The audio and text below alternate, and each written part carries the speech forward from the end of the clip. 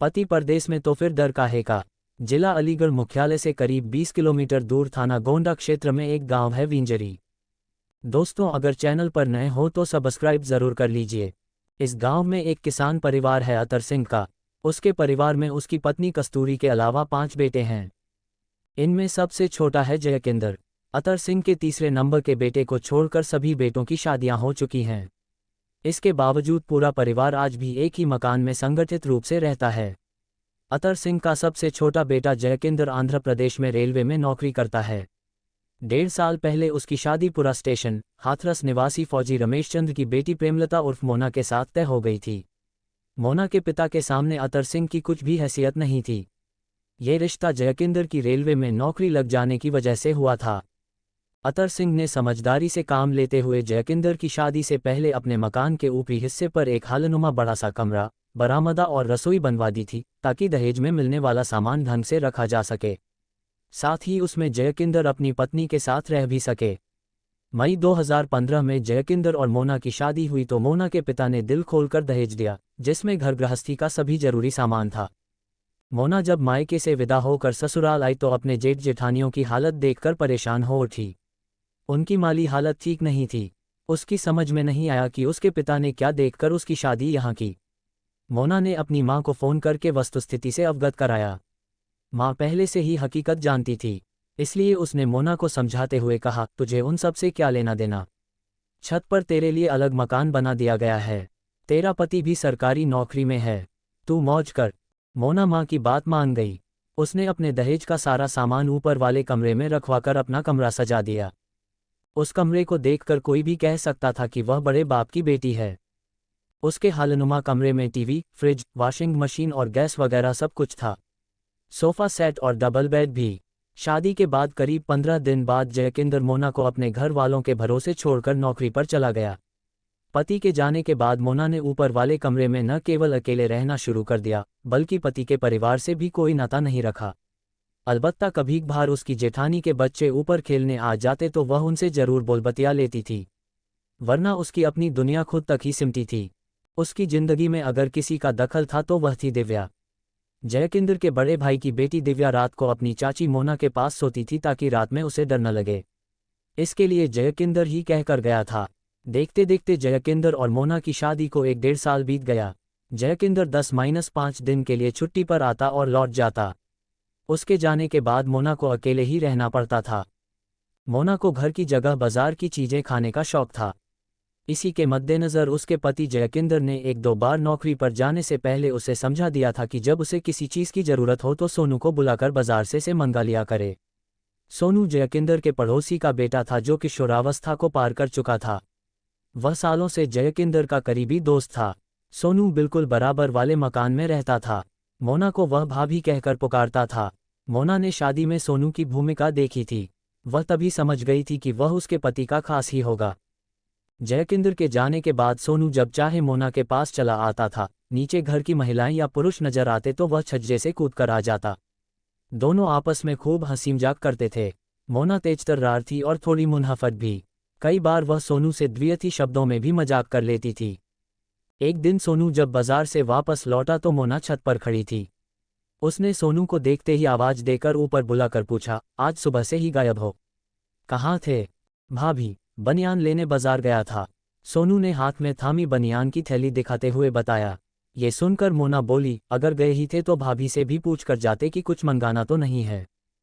कल फिर जाऊंगा, बता देना क्या मंगाना है। सोनू ने कहा तो मोना ने पूछा, और क्या लाए हो? बताया तो बनियान लाया हूँ। सोनू ने कहा तो मोना बोली, मुझे भी बनियान मंगानी है, ला दोगे ना? तुम्हारी बनियान मैं कैसे ला सकता हूँ, मुझे नंबर थोड़े ही पता है। सोनू बोला, साइज देखकर भी नहीं ला सकते? बेकार की बातें मत करो, साइज देखकर अंदाजा होता है क्या? तुम बिल्कुल गंवार हो, अंदर आओ साइज दिखाती हूँ। कहती हुई मोना कमरे में चली गई। सोनू भी उसके पीछे पीछे कमरे में चला गया। कमरे में पहुंचते ही मोना ने साड़ी का पल्लू नीचे गिरा दिया और सीना फुलाते हुए बोली, लो नाप लो साइज, खुद पता चल जाएगा। मुझसे साइज मत नपवाओ भाभी, वरना बहुत पछताओगी। पछता तो अब भी रही हूँ, तुम्हारे भैया से शादी करके। मोना ने अंगड़ाई लेते हुए साड़ी का पल्लू सिर पर डालते हुए कहा। क्यों, सोनू ने पूछा तो मोना बोली, महीने 2 महीने बाद घर आते हैं, वह भी 2 दिन रहकर भाग जाते हैं। और मैं ऐसी बदनसीब हूं कि देवर भी साइज नापने से डरता है। कोई और होता तो साइज नापता। और मोना की आंखों में नशा सा उतर आया था। अभी तक सोनू मोना की बातों को केवल मजाक में ले रहा था। उसमें उसी हिसाब से कह दिया, जब भैया नौकरी से आए तो उन्हीं को दिखाकर साइज पूछना। अगर पति बुद्धू हो तो भाभी का काम समझदार देवर को कर देना चाहिए। मोना ने सोनू का हाथ पकड़ते हुए कहा, क्या क्या काम कराओगी देवर से? सोनू ने शरारत से पूछा। जो देवर करना चाहे भाभी मना नहीं करेगी, बस तुम्हारे अंदर हिम्मत होनी चाहिए। मोना हंसी। कल बात करेंगे, कहते हुए सोनू वहां से चला गया। दूसरे दिन सोनू माँ की दवाई लेने बाजार जाने के लिए निकला तो मोना के घर जा पहुंचा। उस वक्त मोना खाना बनाकर खाली हुई थी। सोनू को देखते ही वह चहक कर बोली, बाजार जा रहे हो क्या? मम्मी की दवाई लेने जा रहा हूँ, तुम्हें कुछ मंगाना हो तो बोलो। सोनू ने पूछा। मोना बोली, बाजार में मिल जाए तो मेरी भी दवाई ले आना। मोना ने चेहरे पर बनावटी उदासी लाते हुए कहा, पर्ची दे दो, तलाश कर लूंगा। मुंह जुबानी बोल देना कि प्रेम रोग है, जो भी दवा मिले ले आना। भाभी, तुम्हें ये रोग कब से हो गया? सोनू ने हंसते हुए पूछा। ये बीमारी तुम्हारी ही वजह से लगी है।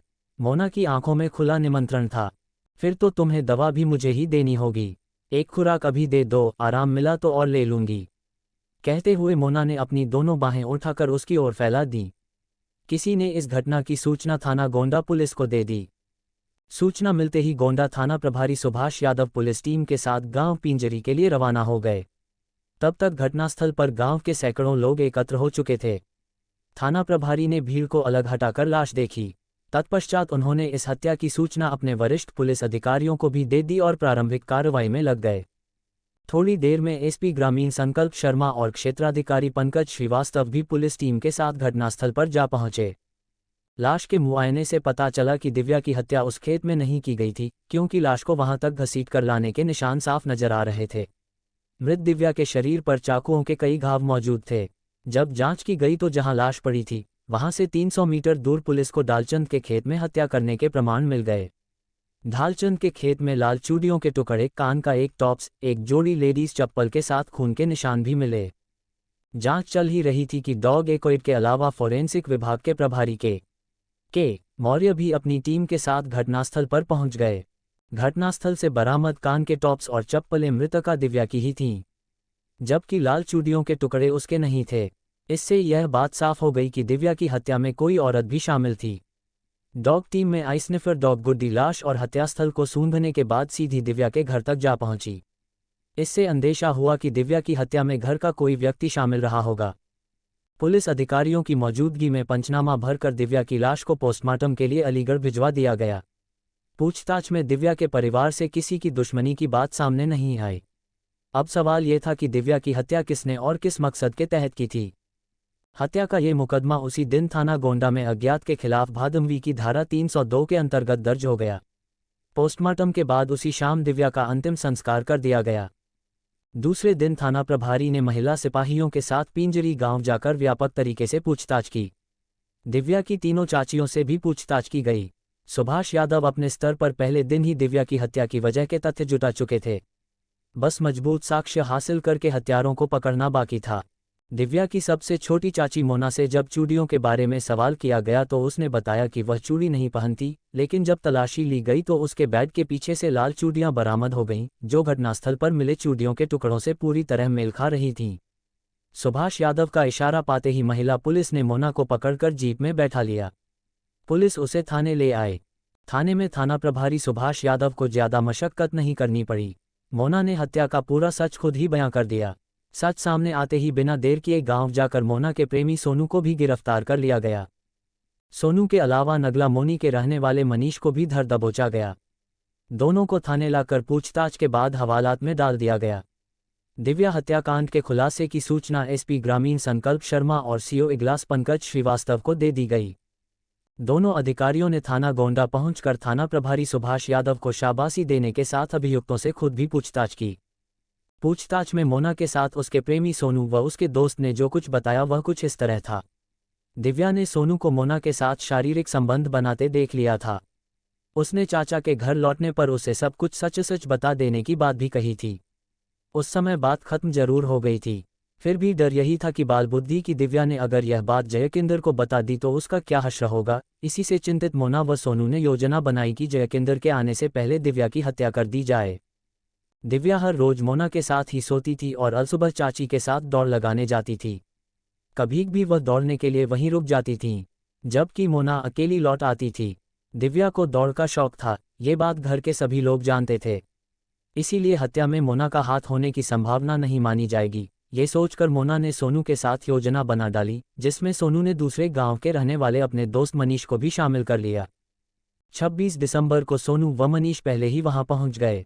मोना दिव्या को लेकर जब दालचंद के खेत के पास पहुंची तो घात में बैठे सोनू और मनीष ने दिव्या को दबोचकर चाकुओं से वार करने शुरू कर दिए। दिव्या ने बचने के लिए मोना का हाथ पकड़ा, जिससे उसके हाथ से 2 चूड़ियां टूटकर वहां गिर गईं। हत्यारे उसे खींचकर खेत में ले गए, जहां गर्दन काटकर उसकी हत्या कर डाली।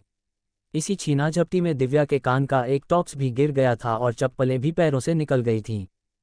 दिव्या की हत्या के बाद ये लोग लाश को खींचते हुए लगभग 300 मीटर दूर गजेंद्र के खेत में ले गए। इसके बाद सभी अपने अपने घर चले गए। हत्यारा कितना भी चतुर हो फिर भी कोई न कोई सबूत छोड़ ही जाता है, जो पुलिस के लिए जांच की अहम कड़ी बन जाता है।